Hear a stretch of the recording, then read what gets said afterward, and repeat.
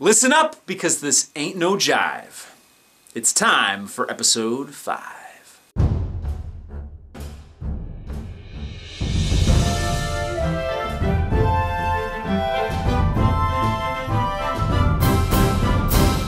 So the show starts out with the decimated Mat Singh tribe looking for the immunity idol. Now we're 4 eliminations into this game so far, so at least 12 survivor days. And no one on Mat Singh has successfully found the idol yet. I guess none of them watched Survivor China. Otherwise they'd know that the little carved emblem is actually the immunity idol. Now this surprises me because Malcolm is supposedly a Survivor superfan. And the same is true for RC on the Tandangadang tribe. She's a Survivor superfan, but either she missed Survivor China or she's just not that observant. So if you're a Survivor hopeful, you want to play the game, and you're not observant like Malcolm and RC, here's a tip for you. And I call this one Survivor Pro Tip number 17. This tip has 3 parts. Number 1, look for the immunity idol. But don't really look for it. Just pretend you're looking for it. Do a little bit of digging, a little bit of looking high and low. Add in a couple of, oh, where is it? Put your hands on your hips. Talk to your God. Basically, just put on a good show that you're looking for it. Step 2 is to complain about it in your confessionals.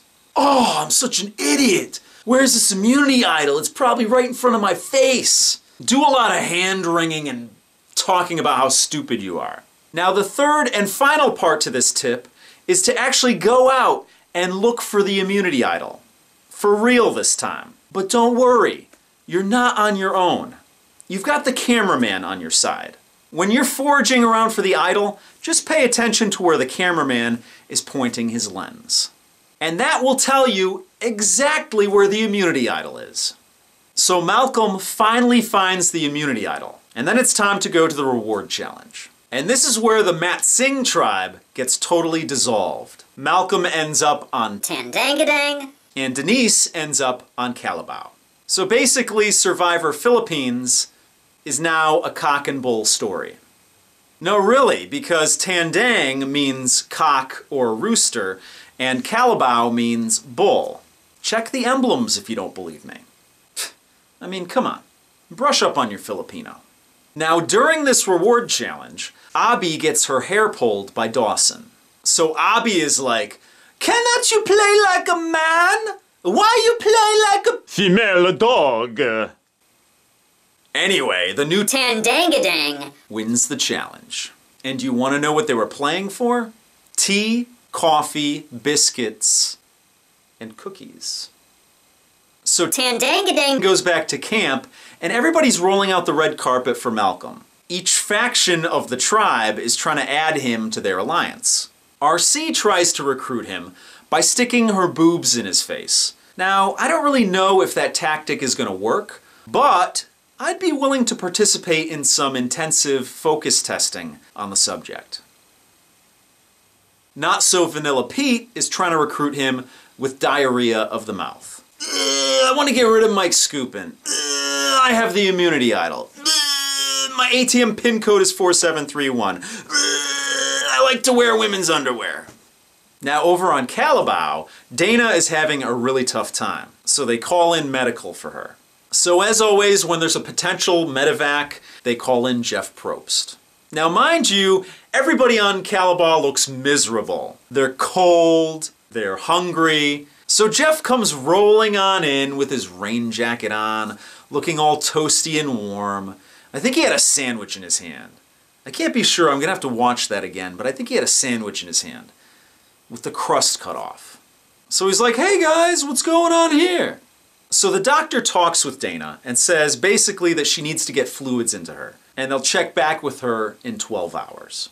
Now mind you, it appears like it's been raining 23 hours a day in the Philippines. Fluids are literally falling from the sky. How do you get dehydrated in that situation? Why don't you just lay on the ground and open your mouth? You don't even have to expend the energy to lift a water bottle to your lips and drink. This stuff is being delivered directly to you. So even though the doctor prescribes fluids and then he'll check back with her in 12 hours, Dana's had enough. She wants out of the game. So Jeff Probst shows that he has a bigger heart than I do. He takes off his rain jacket and puts it on top of Dana. Dana, I expected more. So up next, it's time for the immunity challenge. And Abby sits this one out, which makes Jeff Probst ask her, how many of these challenges have you participated in? And Abby is like, 2. Too many if you ask me. You got that, Dimples? So even though their star player is sitting on the bench, Tandangadang wins immunity. Now let's analyze this win for a second. Is there any one reason why Tandangadang would have won immunity this week?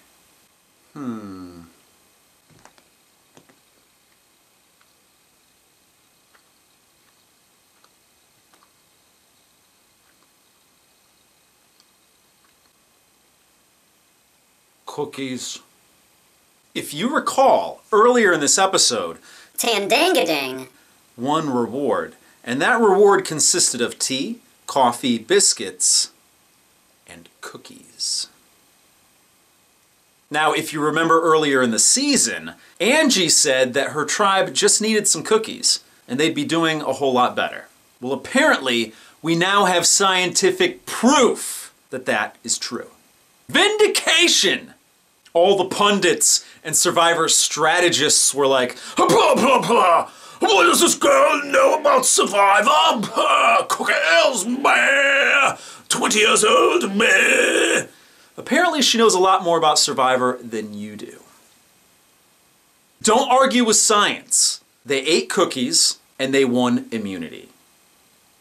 What more proof do you need? Now, if you don't like science, and you solve all your problems by wishing and hoping, don't worry, I got you covered too. I mean, it is October. It's the season of superstition. So let's indulge in some superstition. Calabao was undefeated up until this episode. So what's different about Calabao in this episode?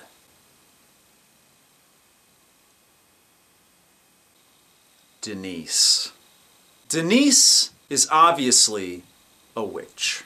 Think about it. Calabao, undefeated. Denise joins Calabao. They immediately lose a reward challenge.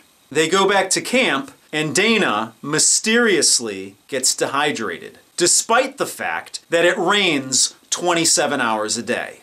Then they go to the immunity challenge, and Katie is stumbling around like an 83-year-old woman. And Calabao loses their second challenge in a row. So we're going to call this one the James Clement Voodoo Theory. Think about it. What do we really know about Denise? I mean, she's a sex therapist. Is that even a real job? So you be the judge. Is Denise a witch, cursed, a jinx, or just a bad apple? You decide. Anyway, Calabao has to get rid of somebody. So Jeff Kent decides he wants Denise on his side. So he invites her into the For Now alliance, and he seals the deal with a handshake. Now, I'm not really sure if this was the 4-finger handshake or if this was the full 5-finger handshake. I'm gonna have to review the tape. What's that noise? Oh, it's just Artis tweeting. Okay, Artis says that it sure looked like the real 5-finger deal to him. So I guess I don't have to check the tape. So it's off to Tribal Council. And Dawson's pitch for why her tribe should keep her is that she's positive and uplifting, and that goes a long way when you're cold, you're miserable, and you're getting rained on. And you know what, Dawson? You're right. It does go a long way. About 15 days, or 5 weeks worth of television. Now, all this time, Dawson knew that Jeff Kent was a Major League Baseball player, but she never blew up his spot. And I have to think that Jeff Kent owes Jeff Probst. Because if Dawson wasn't thinking of a naked Jeff Probst while her torch was getting snuffed, she probably would have blown up Jeff Kent's spot. I'm pretty sure of it. Now, on her way out, Dawson gives one of the best exit interviews I've heard in a long time. Dawson says that Jeff Kent owes her a pink motorcycle, a pink sidecar, a pink helmet, and a pink gun for keeping his secret. And you know what? I think Jeff Kent owes her a pink motorcycle, a pink sidecar, and a pink helmet. But Jeff Kent, I wouldn't worry about the pink gun, because I think she wants the pink gun from Jeff Probst. So that's it for the episode. Let's check in with the survivors and see what they have to say on Twitter. Artist says, "Dude, you're off the hook." Artist, my friend, it's comments like that that motivate me to keep doing this show. And speaking of continuing to do this show, Christina Cha tweets, "It's awesome what you're doing. Keep it up and don't ever quit. You got talent." Well, thanks, Christina. That's really high praise, and I really do appreciate it. Now, in case you guys don't know, Christina does a Survivor recap show over on AfterBuzzTV.com. So check it out every Wednesday night after Survivor on the West Coast, and support your local cha-cha. Now, the link to last week's show got a retweet from Survivor Shannon and the specialist Philip Shepard. It also got a favorite from Abi Maria. So that's it for this episode. What you need to do is hit the subscribe button right up here. You need to follow me on Twitter, Tout, and Facebook at SurvivorTrev.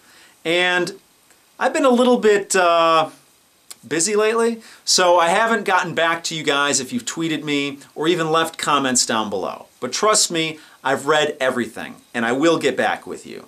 So I'll see you in the mix of episode 6.